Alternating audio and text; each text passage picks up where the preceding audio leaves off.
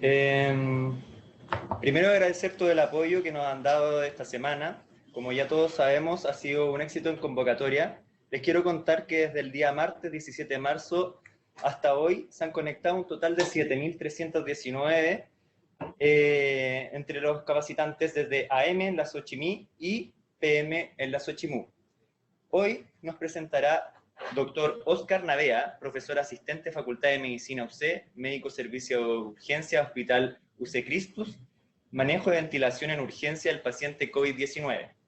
Para finalizar, vamos a empezar ahora con la conexión. Tenemos un problema técnico en la presentación y partimos. Hola, mucho gusto. Soy Oscar Navea, urgenciólogo, docente del equipo de Urgencia UC, y nada, estamos como todos ustedes expectantes de ver qué va a pasar con esto. Uno de los temas importantes que hemos visto en relación a los pacientes que hemos tenido en otras partes del mundo es el nivel de distrés respiratorio que han tenido. Y eso ha influenciado de manera negativa. ¿Por qué? Porque hemos tenido que sacar los ventiladores de la zona donde son más habitualmente utilizados, eso significa de la unidad de paciente crítico. Y muchos pacientes van a pasar mucho tiempo ventilados en el servicio de urgencia. Ya sabemos que el gobierno hizo una compra gigante de ventiladores y por lo tanto vamos a tener médicos que no son expertos en la ventilación mecánica en el manejo de este tipo de pacientes. Y es por eso que esta clase justamente va dirigido a ustedes.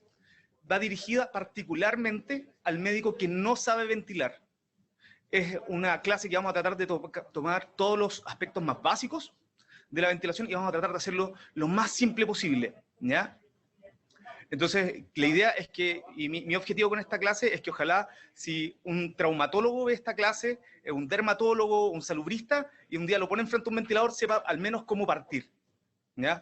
Y ojo, tampoco esto va a ser una clase acabada en relación a ventilación mecánica, sino que vamos a dar los tips más importantes en relación a cómo partir un ventilador. Como les decía inicialmente, es el setting especial de la ventilación mecánica. Cada vez que uno piensa en un ventilador mecánico, piensa al tiro en la UCI o de repente en un pabellón de anestesia. Nosotros, como médicos de urgencia, urgenciólogos, muchas veces tenemos pacientes ventilados que tratamos de que estén la menor cantidad de tiempo posible en el servicio de urgencia. Sin embargo, sabemos que va a pasar de que los ventiladores van a bajar a algunos lugares donde no están las manos más expertas, ¿ya? Y cada vez que uno dice, vamos a partir un ventilador mecánico, alguien que no sabe de ventilación mecánica se imagina esto, ¿ya? Una cabina de avión llena de perillas y botones y cosas que no entiendes, ¿ya? Y si es que uno quiere hacer una ventilación fina, efectivamente uno puede meterse muy profundo en la ventilación mecánica, pero vamos a tratar de hacer una versión de salvataje, vamos a tratar de hacer una especie de piloto automático de la ventilación mecánica, de cómo partir la ventilación en el paciente, y ojo acá, particularmente en el paciente tipo COVID-19. Eso significa que vamos a hacer una ventilación pensando en el distrés. Les voy a dar microperlas en relación a otras cosas, pero esto está dirigido al distrés respiratorio. Y por lo mismo, muchas de las cosas que yo les voy a decir necesito que me crean, porque no nos podemos meter por tiempo, así que esto va a ser magia. Es así, vamos a hablar un poquito de fisiología, pero muy poquito, y el resto me lo tienen que creer, ¿ok? Por obra de magia, que sea así. ¿Por qué ventilamos? Entonces, las razones por las cuales intubamos y terminamos ventilando, uno, un paciente que tuvimos que intubar y después lo tenemos que ventilar en el contexto de protección de vía aérea. Imagínense un tequiado grave. Segundo, cuando no podemos entregar oxígeno. ¿Ya? Imagínense, tenemos una mascarilla de no recirculación que nos da una FiO2 como de 60, hasta 70 en el mejor de los casos, y el paciente sigue saturando 80, 85, y tú dices, este paciente necesita una manera de entregarle mucho más oxígeno. Cuando necesitamos meterle presión al pulmón porque tenemos áreas no ventiladas, y eso se llama reclutar. Cuando tenemos un paciente que se cansó de respirar, pese a que tiene buenos niveles todavía, está saturando bien, pero está respirando 35 por minuto, y tú ves que está respirando con la guata, con el esternocleido, está realmente en fatiga respiratoria, y tú dices, este paciente lo vamos a tener que intubar y luego ventilar.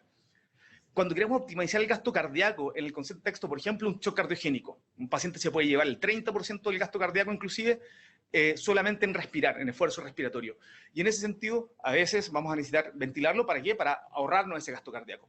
Y para procedimiento, lo más clásico, cuando tenemos un paciente en anestesia, ¿ya? Entonces tenemos que hacer un procedimiento y lo intubamos y después lo ventilamos. Ahora, esas son las cosas que nos interesan de sobremanera en este escenario, ¿ya? Entrega de oxígeno, reclutamiento y agotamiento de trabajo respiratorio, porque eso es lo que nos va a tocar ver en los distintos servicios de urgencia a lo largo del país. La primera parte se llama Conociendo el ventilador mecánico. Yo no sé qué tipo de ventilador mecánico van a tener ustedes, pero básicamente todos constan de tres cosas. Tubos, una pantalla que muestra curvas y botones y perillas. Los tubos los vamos a ver al tiro y lo interesante es que a la larga, de la manera que funcionen todos te van a mostrar algunas curvas y van a tener algunas pantallas touch y otras perillas para ir manejando parámetros, ¿ya? Ahora, me toca enfrentarme inicialmente con el ventilador. ¿Qué es lo primero que yo voy a hacer con este ventilador? Es fijarme dos cosas, y aunque suene súper obvio y súper lógico, la mayoría de los ventiladores tienen batería. Si ustedes no se dan cuenta que no está enchufado, se van a comer la batería y a los 20, 30 minutos o a la hora el paciente va a empezar a hacer falla respiratoria, va a saturar. ¿Por qué? Porque el ventilador se quedó sin batería. Así que por muy lógico y obvio que suene, por favor, preocúpense que el ventilador esté enchufado. Lo segundo es que esté efectivamente conectado a la red de oxígeno, ¿ya? Y que no se queden, por ejemplo, si el paciente va a ir a un examen radiológico que no tienen en su servicio, que no se quede conectado al balón de oxígeno, si no se les va a acabar el oxígeno rápidamente ese balón. Por lo tanto, fíjense que esté efectivamente conectado a la red de oxígeno. Después tenemos tubos. El primer tubo que sale es un tubo que da el flujo inspiratorio del paciente. Eso significa que es el flujo del aire que va desde la máquina hacia el paciente. Esos dos se juntan, esos dos tubos, hacia el pulmón del paciente y después se devuelven por otro circuito. ¿Cuál es la gracia de esto? Que esto se transforma en un circuito cerrado. La gracia de que sea un circuito cerrado es que me permite medir el aire que entra y el aire que sale en relación al tiempo. Y eso es lo que se ve reflejado en las curvas. Además, ojo aquí que no está en este monito, así que yo les pongo que preocúpense de tener un filtro HME, si no, ese ventilador va a quedar extremadamente contaminado y el próximo paciente que conecten puede sufrir graves consecuencias, ¿ya? ¿Por qué nos recomiendan ventilar estos pacientes de manera invasiva? Porque podemos controlar mucho mejor al paciente. Y número dos, porque al ser el paciente estar conectado a un circuito cerrado y tener un tubo orotraqueal, el paciente pierde la capacidad de aerosolizar. Por lo tanto, ese paciente se vuelve un paciente seguro para manejar. No así el paciente que está en ventilación mecánica no invasiva y algunos reportes con cánula nasal de alto flujo. ¿Ok? Cada vez que tenemos pacientes con ventilación mecánica no invasiva y cánula nasal de alto flujo, estos pacientes están tirando aerosoles de COVID o coronavirus al ambiente. ¿Ok? Y ese debería ser el setting inicial de este ventilador. Ahora, ¿qué podemos controlar en el ventilador? Lo primero es el modo ventilatorio. Básicamente podemos ventilar por presión. Eso significa, yo le voy a decir a mi ventilador, métale tanto aire hasta llegar a 20 centímetros de agua, por ejemplo. O le puedo decir, haga solamente una presión soporte y un paciente que esté más despierto, que él vaya mandando la frecuencia respiratoria. O le podemos pedir que haga una ventilación por volumen. Eso significa que yo le voy a decir al ventilador, métale 360 cc de volumen a este paciente, sin importar, entre comillas, la presión que tenga. Eso es lo primero, el modo ventilatorio. Lo segundo, el trigger. ¿Por qué? Porque hay pacientes que no tienen sedación profunda y que van a empezar a respirar. Y cuando ellos respiran, la máquina uno les puede decir, dale o no le des respiraciones cuando el paciente te las pida, ¿ya? Y uno puede decir qué nivel de esfuerzo tiene que hacer el paciente. Lo tercero, el volumen tidal. Eso significa cuánto aire le va a tirar el ventilador al paciente, cuánto volumen por cada respiración. Frecuencia respiratoria, que es bastante obvio, se explica por sí solo. La relación inspiración-expiración, que básicamente, ¿qué significa? Que cuando el paciente tiene un ciclo respiratorio, yo le voy a decir al ventilador, quiero que 1/3 del ciclo sea en inspiración y 2/3 sean expiración. Y eso lo podemos manejar, puede ser desde 1:1 hasta 1:5, 1:6. El flujo inspiratorio, que yo le voy a decir al ventilador con cuántos litros quiero que me alimente, entre comillas, que pueden ser 30, 40, 50, 60, 70, 80 litros. En otras palabras, con qué velocidad me va a tirar aire hacia el paciente. Y la fracción inspirada de oxígeno, ¿ya? Que básicamente qué flujo de oxígeno nos va a estar dando en el aire que le estamos tirando. al paciente y, por último, el PIP, que es la presión al final de la aspiración. Entonces uno ve toda esta sisigia de variables y cosas que uno puede manejar, ¿ya? Y lo que vamos a tratar de hacer es tratar de simplificarlo al máximo posible. Entonces, ¿cómo programo el ventilador? Imagínense que es un traumatólogo, como grandes amigos que yo tengo, Cristóbal Sáez, por ahí estás, yo sé que estás viendo esta clase. ¿Y qué pasa cuando tú tienes un ventilador frente a ti y te llaman por algún motivo y tienes que bajar al servicio de urgencia? Lo que vamos a hacer es un enfrentamiento de paso a paso. Vamos a tratar de hacerlo muy fácil, tratar de hacerlo en modo vuelo automático, ¿ok? Entonces, número 1, lo primero que vamos a hacer con un ventilador es seleccionar el modo de ventilación. ¿Se acuerdan que hay varios tipos? Y acá es súper simple. Vamos a ocupar en todos los pacientes volumen control. En todos los pacientes vamos a partir de la misma manera. Vamos a hacer que la máquina le dé una cantidad de aire que nosotros vamos a preestablecer al paciente. No vamos a hacer ventilación por presión. ¿Por qué? Porque requiere un manejo mucho más fino del ventilador, ¿ya? Y acuérdense que acá estamos en modo automático. Además, hay estudios que dicen que en verdad, si tú sabes manejar bien volumen control, no hay ninguna diferencia en ocupar presión control, pero si sabes manejar mal presión control, es muy deleterio para el paciente. Así que, para todos, asistido controlado, volumen control. Para todos, en otras palabras, la máquina va a decir cuánto aire le va a tirar al paciente. Lo segundo que vamos a hacer es programar el volumen corriente. Eso significa cuánto aire le vamos a tirar al paciente. La recomendación es de 6 a 8 ml por kilo, pero ojo, es 6 a 8 ml por kilo de peso ideal, no de peso real.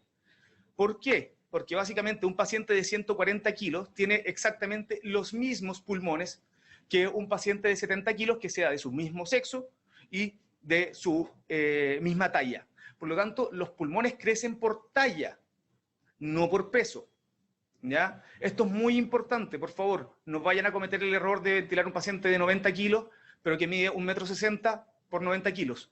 Le van a literalmente reventar los pulmones a ese paciente. ¿Ya? No al tiro, pero créanme que va a generar un barotrauma y volutrauma brutal que va a terminar con puras cosas malas. ¿Ya? Entonces, fíjense bien en la foto, acuérdense de eso para siempre. Los volúmenes pulmonares dependen del sexo y de la estatura.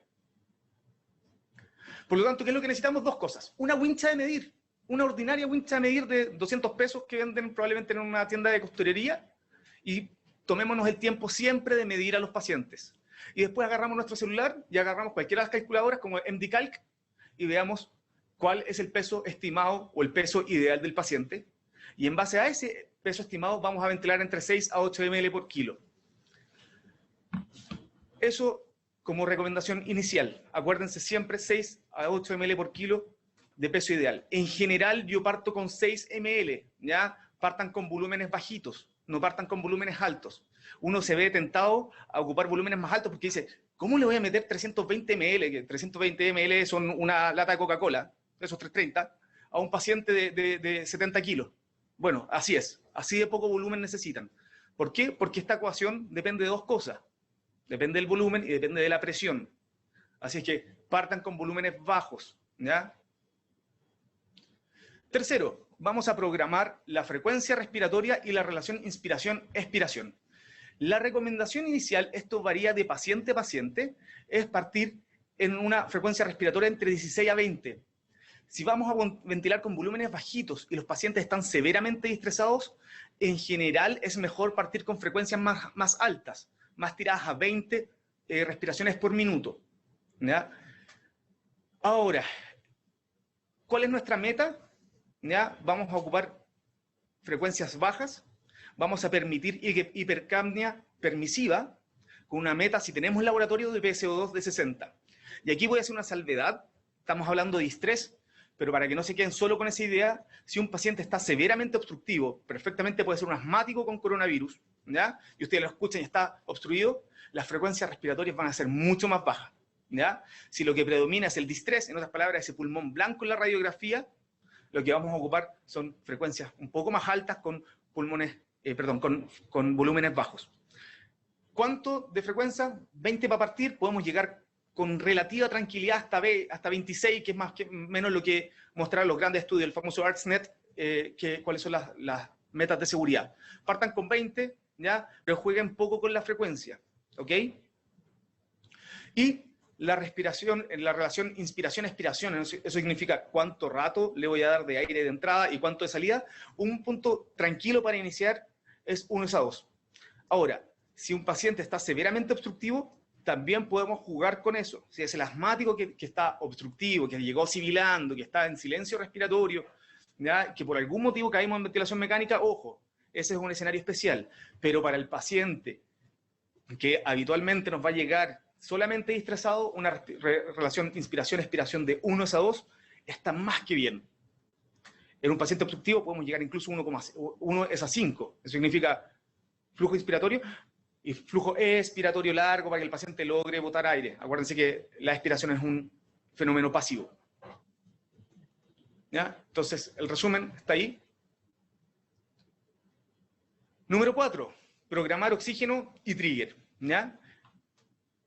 La FIO2 inicial debe ser 100%. Una vez que yo recién intubo el paciente, habitualmente estos pacientes pueden pegarse una desaturación, sobre todo si yo no soy especialista en intubación, ¿ya? Y de repente este paciente lo intubé ahí medio limitón. Entonces siempre partan con 100%. No se preocupen de eso, ¿ya? Ahora, lo que sí, después vamos a tener que empezar a regular la FIO2 a la baja. ¿Por qué? Porque nuestra meta de saturación va a ser una meta súper conservadora. Entre 88 a 94 de FIO2 es suficiente para el paciente. Y acuérdense que si tengo el paciente todo el rato con FIO2 al 100%, voy a tener hiperoxia. Y la hiperoxia va a generar más daño por daño inflamatorio por radicales libres al pulmón. Y tenemos un pulmón que ya está inflamado. Entonces, rápidamente intubamos al paciente, lo conectamos, FIO2 al 100%, y cuando el paciente está resaturando 100, rápidamente lo empezamos a bajar.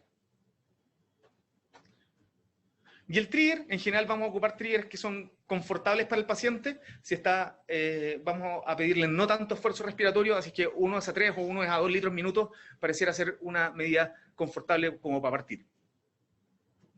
¿Ok? Entonces, inicial 100% y trigger 1 a 3 litros minutos. Y finalmente, el PIP. Y el PIP siempre es algo que nos genera harta como dudas, cómo lo ocupamos, cuánto le vamos a dar. Y claro, el PIP es probablemente lo más importante que van a necesitar estos pacientes. Estos pacientes están tan inflamados que los alvéolos se les llenan de fluidos. Además tienen atelectasia como fenómenos, ¿ya? Afortunadamente, los reportes que han salido, la consolidación como tal no es tanta como el relleno alveolar que tienen. Por lo tanto, vamos a partir con PIP iniciales de 5, ¿ya? Y rápidamente vamos a ir subiendo. ¿Por qué? Porque lo que buscamos es esto, ¿ya? Cuando no tenemos PIP, los alvéolos que no tienen surfactante, que están dañados, al expirar el paciente, se terminan colapsando.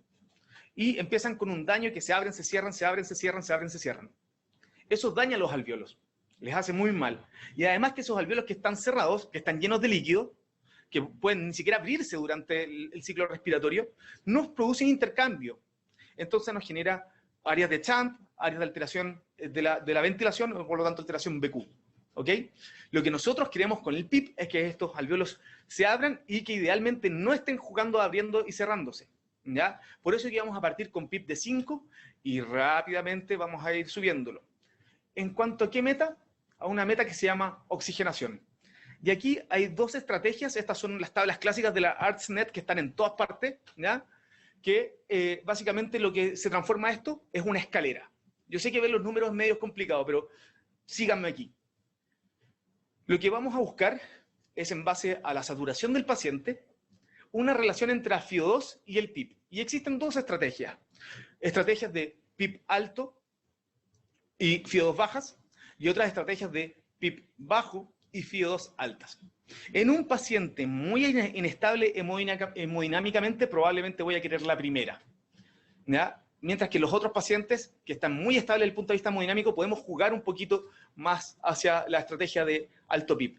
Yo sé que es bien difícil cuando uno está partiendo ocupar esos PIP que parecen bien brutales, ¿ya? Pero vean, por ejemplo, la estrategia de bajo PIP. Lo que yo hago, tengo mi paciente y está saturando, por ejemplo, 87. Entonces, y lo tengo con FIO2 al 0,3, al 30% y un PIP de 5. Si yo me muevo un escalón, significa que lo primero que debería hacer es subirle la FIO2 a 0,4. al 40%. Si no logro el objetivo, me muevo un escalón más. Eso significa que esta vez no le voy a tocar la FIO2, sino que le voy a subir el PIB a 8. Mi segundo escalón que viene, si el paciente sigue sin mejorar, le voy a subir ahora la FIO2 a 0,5. Y el PIB no se toca, se mantiene en 8.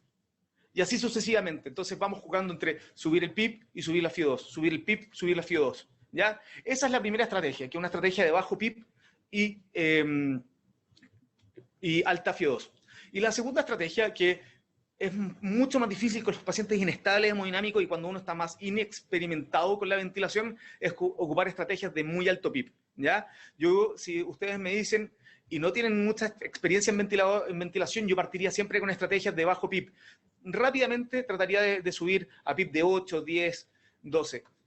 Manejar PIB con mala monitorización, con pocos accesos venosos y con pocos accesos a medicamentos, a poco personal de enfermería, es un poco difícil con las estrategias de alto PIB. Estamos pensando en ventilación en un servicio de urgencia. Entonces, ¿ahora qué? Hicimos la programación inicial de nuestro paciente, fuimos, lo medimos, vimos cuánto pesaba, su peso ideal era 70 ml por kilo, asistido controlado, ¿ya? Era 70 kilos, lo vamos a ventilar 6 ml por kilo, ¿ya?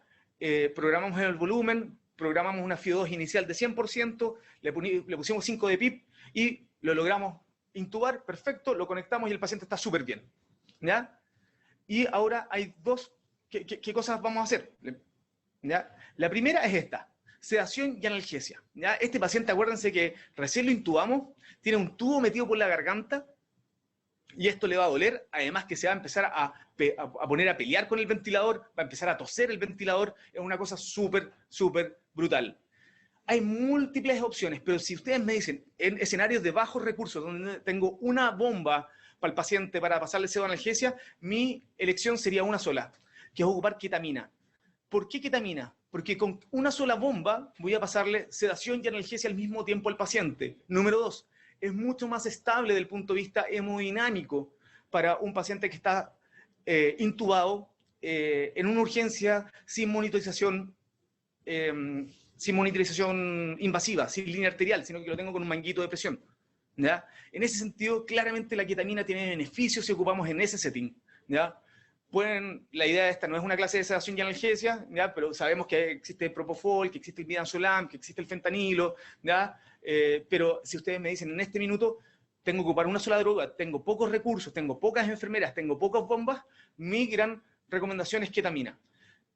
Extraoficialmente, además, la ketamina tendría algunos roles como mediador inflamatorio. Esto es muy, muy, muy preliminar. Ustedes saben que está saliendo paper todos los días en relación a esta cuestión, así que hay algunos papers que están hablando de un rol antiinflamatorio de la ketamina, así que ojo ahí, ¿ya? Pero yo en este minuto, por uso de recursos, por estabilidad hemodinámica, si ustedes me dicen una droga, para mí es ketamina, ¿ya?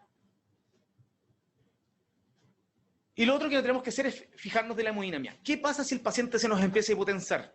¿Ya? Acuérdense que este paciente, a veces le tenemos que empezar a meter PIP, eso significa que vamos a aumentar su presión intratorácica, eso significa que el retorno venoso va a disminuir, que cuando lo intubamos le pusimos etomidato, que pese que es bastante estable, igual te puedo hipotensar, y si es que no tenía en el sitio que estoy trabajando, le metí midazolam y el paciente se me fue la hemodinamia al carajo, entonces claramente vamos a tener que trabajar con la hemodinamia de estos pacientes.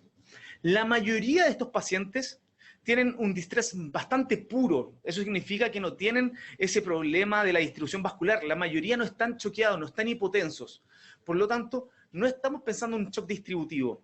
Y es por eso que la súper recomendación de esto siempre, acuérdense por favor, se les hipotensa post-tubo, no es meterle volumen, sino que muy precozmente partirle de drogas vasoactivas. El volumen va a hacer que este paciente se encharque, que la presión venosa central y la presión de capilar pulmonar aumente, que el pulmón quede entero mojado, por decirlo de alguna manera, y el día que lo quieran, que va a ser más falla respiratoria, que va a costar más extubarlo, que van a necesitar más PIP, que van a necesitar más oxígeno, puras cosas malas. Por lo tanto, estos pacientes que ingresan estables desde el punto de vista hemodinámico, pero que su problema es netamente respiratorio, por favor, no volumen, sino que pártale de drogas vasoactivas. Y claramente la droga vasoactiva de elección en este minuto es Levophed, norepinefrina, ¿ya? Acuérdense que la podemos partir por periférico hasta 12 horas con bastante seguridad, idealmente una vía 18, idealmente sobre el pliegue del codo, y hay que estar chequeándola cada hora de que no se nos vaya a extravasar, ¿ya?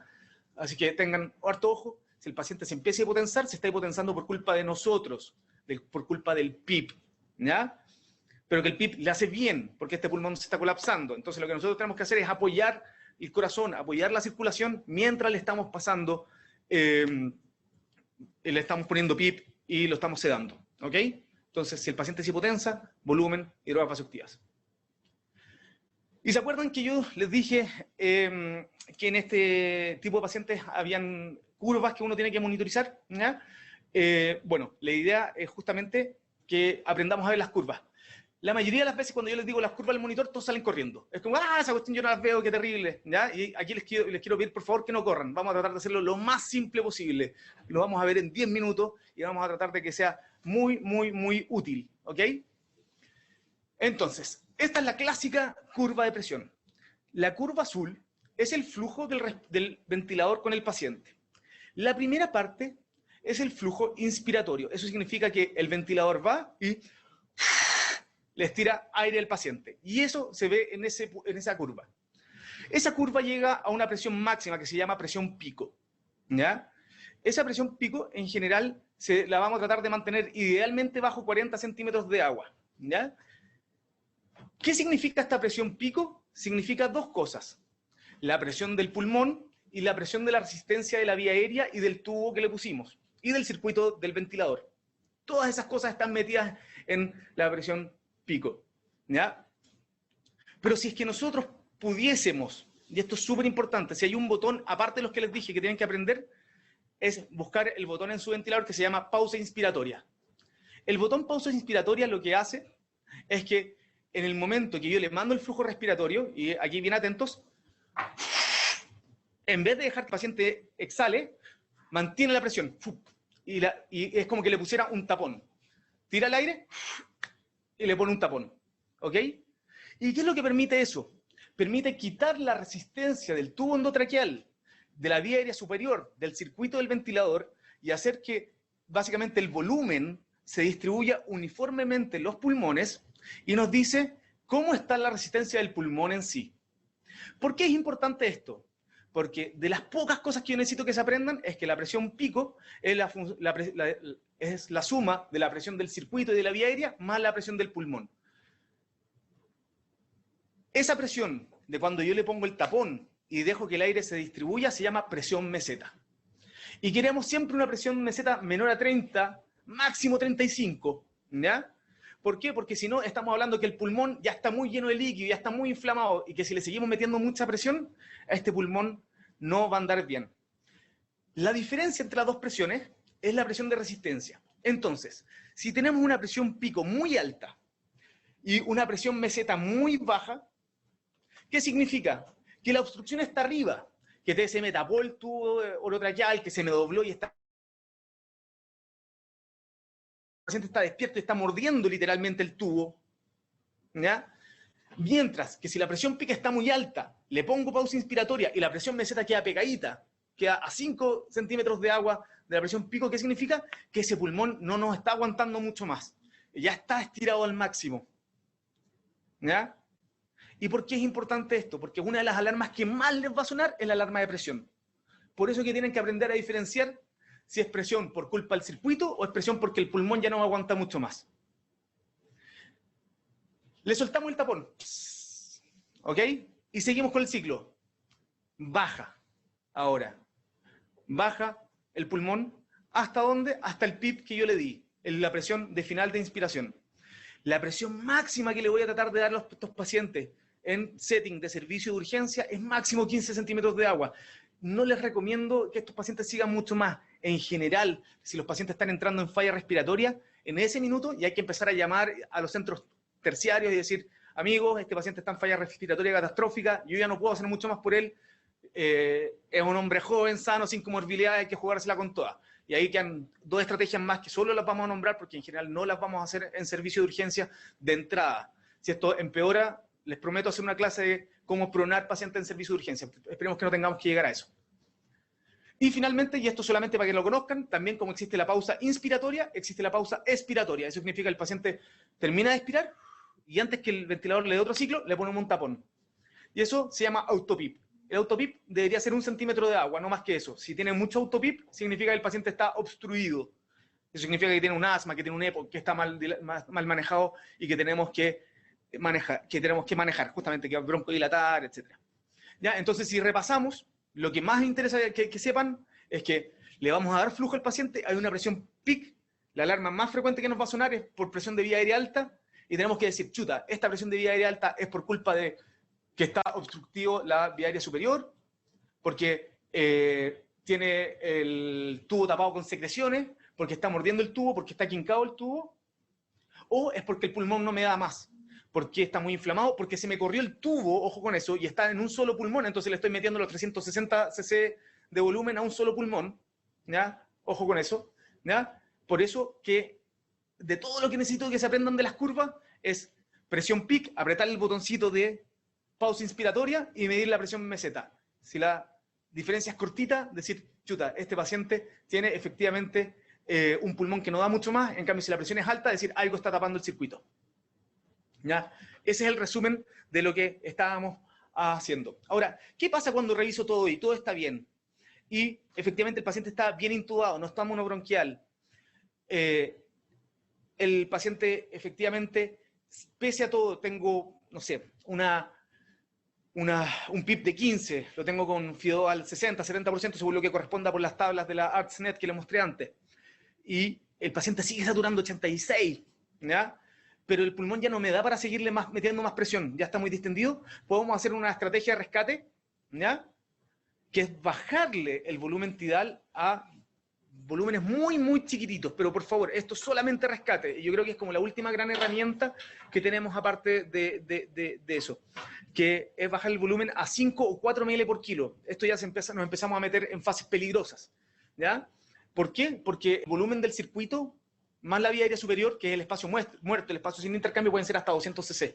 Por lo tanto, el volumen real de ventilación van a ser volúmenes muy bajitos. Y eso habitualmente va asociado a aumentar un poquito la frecuencia respiratoria, ¿ya? Si el paciente está tosiendo, por ejemplo, sedarlo, ¿ya? Preocuparnos de que no esté mordiendo el tubo, tratar de que se acople, etc. ¿Ya? Importante, nuevamente, la alarma que más frecuente les va a empezar a sonar en todas partes, aparte que las de conexión de circuito, es la presión de vía aérea alta, ¿ok? Y este es el peor escenario. Tengo a mi paciente, estamos súper bien y el paciente se pone a desaturar de la nada, ¿ya? ¿Qué podemos hacer? Teníamos al paciente ventilado, está tranquilo, lleva 4 horas ventilado y está re tranquilo, ¿ok? En piloto automático, 360 cc de volumen, lo dejamos con PIP de 10 y FIO2 al 40, por decir, y está perfecto. Y de repente se nos descompensa y se empieza a ir para abajo. Lo primero que vamos a hacer es ventilar. El paciente lo veo saturando 60, lo desconecto del ventilador inmediatamente, ¿ya? Agarro el ambú y lo empiezo a embucear. Esa es la primera medida y eso tiene que ser un reflejo, chiquillo, ¿ya? Si ustedes no saben lo que le está pasando al paciente, se pone a desaturar de la nada, ustedes agarran el ventilador, pum, y lo empiezan a embucear. La primera medida. Y la segunda, una vez que ustedes van, lo conectan al oxígeno, obviamente el ambú, empezamos a pensar qué le está pasando al paciente. Y a esta sigla que es súper vieja, súper conocida, la conoce todo el mundo, vamos a repasar la que se llama DOPS. Y lo que hacemos es primero pensar, chuta, tal vez se desconectó. Claro, es lo primero, me acerqué al paciente y se le había salido el ventilador del tubo, ¿ya? Lo reconectamos y empieza a mejorar. Fantástico. Lo segundo es que tenga una obstrucción. Eso significa de que tenía un tapón metido en la vía aérea, ¿ya? Que tenía el tubo quincado nuevamente, etcétera, etcétera. Todo eso lo vamos a revisar inmediatamente. Factores del paciente, y en ese sentido el más común es el neumotórax, sobre todo si estamos ocupando presiones muy altas, ¿ya? Ojo, que el paciente no se les vaya a pinchar el pulmón. Le metemos tanta presión al pulmón que el pulmón de repente hace ¡puf! Igual que un globito. Entonces, fijarnos que no tenga un neumotórax. ¿Qué otras cosas? Por ejemplo, que no tenga, sería raro que sea muy rápido, pero un derrame pleural, que tenga patología abdominal restrictiva, etc. Del equipo, ¿qué significa eso? De que le quede batería al ventilador, que efectivamente lo hayan enchufado y no lo hayan dejado conectado solo con su batería, ¿ya? De que el tubo de oxígeno esté conectado o que esté bien conectado a la red, que no se les haya acabado el oxígeno si por algún motivo están haciendo un traslado y están con un tubo portátil, etcétera. Ver que las presiones del equipo estén funcionando como corresponden. Y lo último, en los pacientes obstructivos, ojo aquí, yo a veces si los ventilo con frecuencia muy alta, los pacientes no alcanzan a expirar, entonces empiezan a inflar, inflar, inflar, inflar, inflar, ¿ya? Y eso se llaman ventilaciones que se agrupan, por decirlo así. Y lo que tenemos que hacer a ese paciente, primero es desinflarlo, o sea, que eso lo hacemos sacándole el circuito, ¿ya? Número 2, broncodilatarlo, y número 3, setear el ventilador de una manera distinta, que significa frecuencias más bajas, con tiempos expiratorios más largos, ¿ya? Para permitir que el paciente ventile, ¿ya? Pero acuérdense, lo primero, si tengo a mi paciente súper tranquilo, está muy bien ventilado y de repente se nos empieza a ir al carajo, esa es la sigla que tienen que hacer, pero lo primero antes que eso, agarrar el ambú, desconectar al paciente y empezar a ambucearlo. Receta de cocina, ¿ya? Como para que no se nos olvide. Volumen control, siempre. ¿Ok? Ese es nuestro método de entrada. Volumen tidal de 6 ml por kilo. PIP inicial de 5, que rápidamente vamos a necesitar subirlo probablemente en estos pacientes, ¿ya? La mayoría de los pacientes van a necesitar PIP entre 8, 10, hasta 12, que son cosas que en general vamos a poder hacer en los servicios de urgencia. FIO2 inicial de 100%, pero que rápidamente vamos a ir bajando, ¿ya? Acuérdense de la tablita, que probablemente es una de las pocas cosas técnicas que necesito que se acuerden, ¿ya?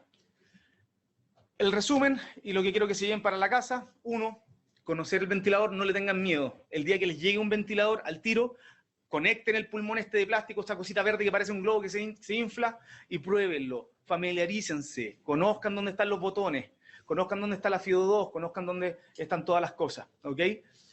Setting inicial con las estrategias de ARTS que están ahí en la receta de cocina. Partan con eso. Si es que nunca han ventilado en la vida, con esto van a aguantar. Mientras empiezan a llamar al amigo ahí que está haciendo anestesia, o el colega de la UCI, o nos mandan un Twitter o un WhatsApp ahí, lo que sea, ¿ya? Reevaluar precozmente y ajustar estrategias. Particularmente, precozmente, bajar el oxígeno. Si estamos con FIO2 de 30, el paciente empieza a desaturar, oxígeno, PIP, oxígeno, PIP, oxígeno, PIP, ¿ya? Sedar bien y drogas vasoactivas precoces en hipotensión. Acuérdense que estos pacientes no requieren volumen, o requieren muy poquito volumen, solamente la hidratación habitual. Y lo último, si desatura, habitualmente no es problema de volumen, es problema de PIP y de FIO2, y eso lo ajustan. Y si el paciente desatura de manera crítica, acuérdense de desconectar y pensar que está fallando, ¿ya? Existen tiempos para reflexión, chiquillos, ya es tiempo de acción. Sé que a nadie le gusta estar en la posición que estamos. Tengo colegas en la Cato que me han dicho, traumatólogos, que van a empezar, si esto empeora, quieren capacitarse en ver pacientes adultos, profesores que tienen hartos años, que nunca, que han empezado un servicio de urgencia en 15, 20 años o mucho más, de que dejaron de ser regionales de zona, pero que están dispuestos a aprender. Yo creo que este es un momento de acción. La evidencia mundial dice que se viene muy complejo. No es por ser alarmista, pero yo creo que todos sabemos lo que está pasando en otras partes del mundo, ¿ya? Les agradezco toda la atención, espero que les haya sido muy útil. Si tienen cualquier duda, me pueden escribir. Mi Twitter está en todas partes, pero justo no está en esta diapositiva, @Oscar, y lo pueden seguir además por la Xochimu, que es nuestra, digamos, sociedad madre, y la página de Urgencia UC, ¿ya? Muchas gracias, espero que les haya gustado. Doctor Oscar, durante la presentación se fueron recabando las preguntas que se realizaron. Hay varias preguntas, muchas están muy relacionadas. En virtud del tiempo vamos a hacer algunas de estas preguntas. Preguntaron bastante dudas con el trigger. Si el trigger en general, si se tiene que, ¿cómo se setea en general? ¿Cómo lo setearían estos pacientes? La mayoría de los pacientes en la fase inicial de urgencia los vamos a querer bien sedados. Entonces, habitualmente no va a ser un problema, ¿ya?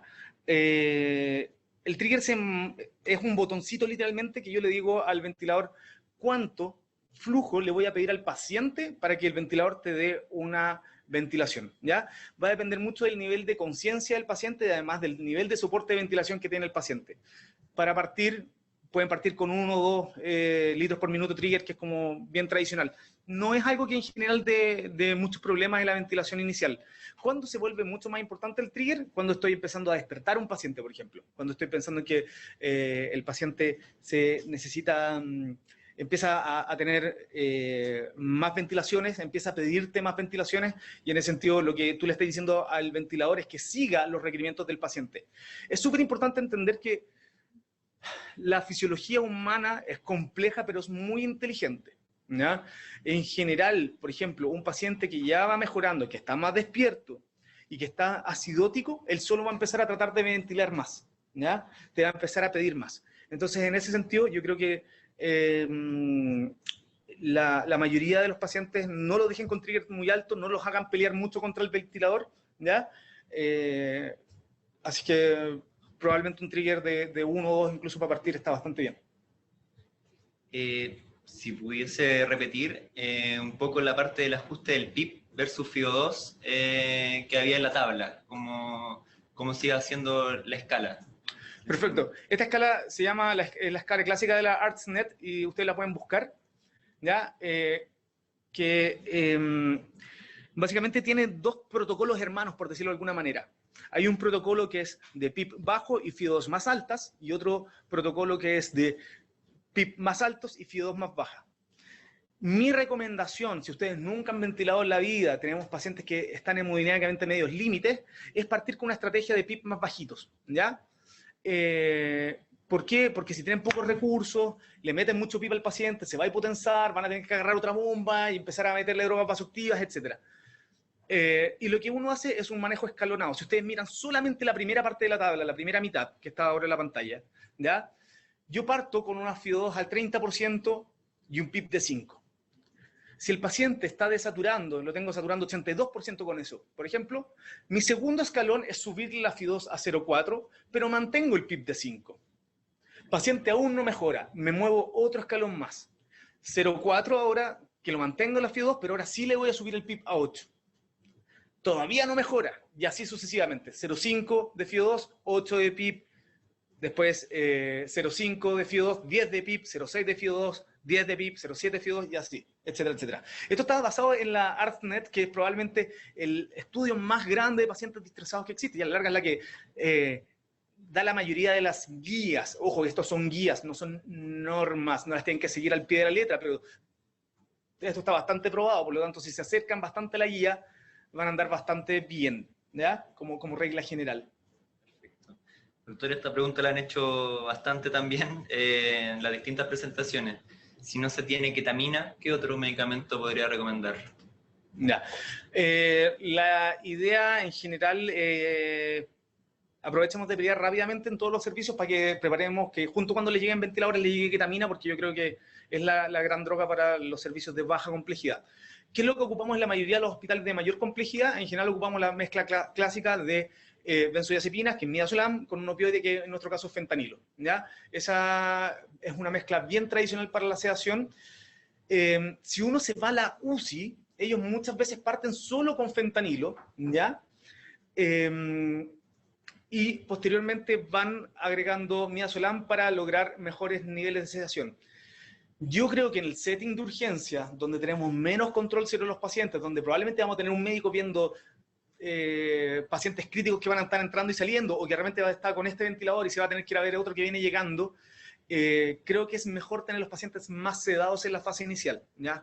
Por lo tanto, mi opinión es que la sedación solo, o mejor dicho, la pseudoanalgesia solo con fentanilo, no es muy recomendable como fase inicial en las urgencias. Si tienen una sola bomba, es mi primer fármaco, si es que no tengo ketamina, ¿ya? Pero si tengo 2 bombas o tengo disponibilidad, mi idea es fentanil más midazolam. Doctor, con respecto a lo mismo, ¿cómo prepararía esa, muchos que nos están diciendo que trabajan en SAPU, cómo prepararía esa de ketamina? No sé si lo...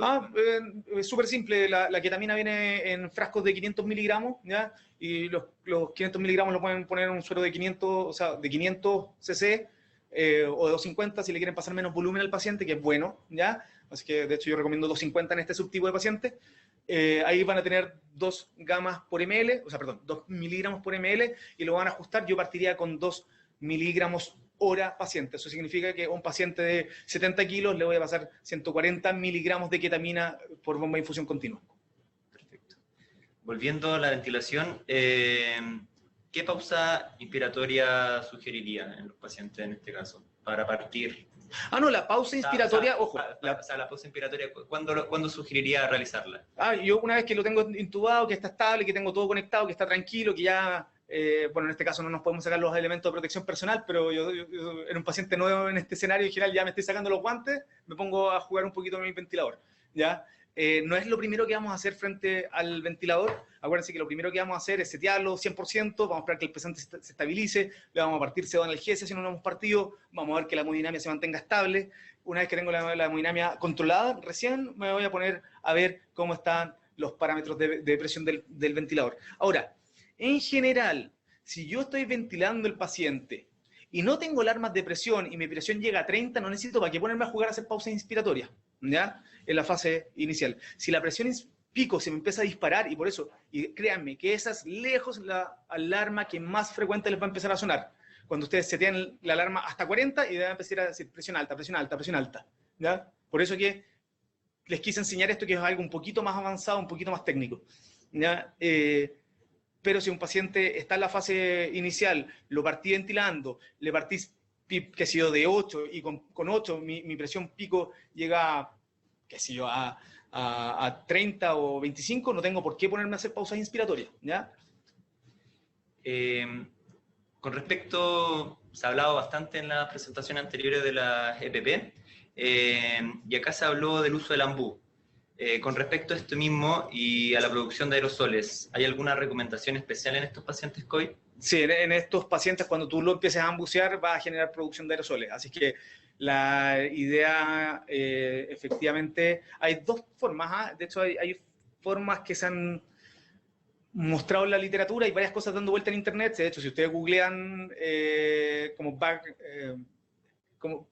que ambú, en otra palabra, es backmask ventilation, y cómo ponerle un filtro, se puede hacer. Sin embargo, si no tenemos disponible, la idea es obviamente ponerse los elementos de protección personal, ponerse la máscara N95 o superior que tengamos disponible, ¿ya? Pero efectivamente lo vamos a hacer. Ahora, como siempre en la medicina estamos llamados que si el paciente está saturando 40 y nos damos cuenta, bueno, agarramos el ventilador, le mando 3 respiraciones de rescate mientras me empiezo a vestir para levantarlo, digamos. Pues no vamos a dejar que ese paciente se muera por ponernos una N95 un segundo. O sea, a la larga, acuérdense que está un juego de probabilística, ¿ya? Pero si tienen tiempo, obviamente yo les recomiendo que se pongan, como por ejemplo, como uno se prepara para intubar un paciente. Ya. Entonces, ventilación invasiva como primera opción, esa es la pregunta, más que no invasiva u otro tipo de ventilación. Yo creo que en el servicio de urgencia, es una pregunta súper difícil, porque los pacientes con cánula nasal de alto flujo, menos enfermos, pueden andar bien. Los pacientes con ventilación mecánica no invasiva, que no están tan enfermos, también podrían andar bien. El problema es que esos pacientes necesitan inmediatamente un aislamiento con filtro negativo, porque esos son sí elementos que generan aerolización. De hecho, estamos tratando y la indicación es tratar de no ambucear a estos pacientes durante la secuencia de intubación rápida. Por ejemplo, la ventilación no invasiva, en algunos lugares, por ejemplo, que tienen un tipo de interfaz que se llama helmet, que imagínense una escafandra, igual que las que ocupan los buzos submarinos de los años 30, es una especie de escafandra igual. Esos pacientes tienen una ventaja que logran un aislamiento completo, y en el Reino Unido han tenido muy buena experiencia con el uso de no invasivo, pero con esa salvedad de que esta escafandra permite no generar aerolización, ¿ya? Cosa que nosotros no tenemos, ¿ya? Perfecto. Bueno, el resto de preguntas se contestan con las anteriores. Nuevamente, lo que hemos dicho en las presentaciones anteriores, estas preguntas se van a subir posteriormente a la Sochimi y a la Sochimu, junto a las grabaciones. Estas están siendo editadas para posteriormente subir a las páginas oficiales. Queremos agradecer nuevamente, doctor, su presencia, la clase que hizo, y recordamos que todas las inquietudes y todo lo que están diciendo en el chat lo estamos recopilando. Por lo tanto, no habrá problema para que posteriormente revisen esas preguntas. Los invitamos a continuar participando. El MinSal en conjunto Hospital Digital, Xochimú y Xochimi. Vamos a tener presentación el día lunes a las 12 con el kinesiólogo Armando Díaz de manejo de la vía aérea en paciente COVID-19. Hemos reforzado bastante este tema y esperamos que sigan este apoyo que nos han dado. Hoy día se han conectado más de 3.000 profesionales de la área de salud. Estamos dejando una encuesta y esa encuesta es para ver también los tipos de profesionales que tienen. La idea es que la Xochimi y Xochimú vayan capacitando más, están todos en pro de esto y utilicen también los medios de comunicación para hacernos sus dudas. Queremos agradecer nuevamente, doctor, y muchas gracias por hasta el día lunes a las 12.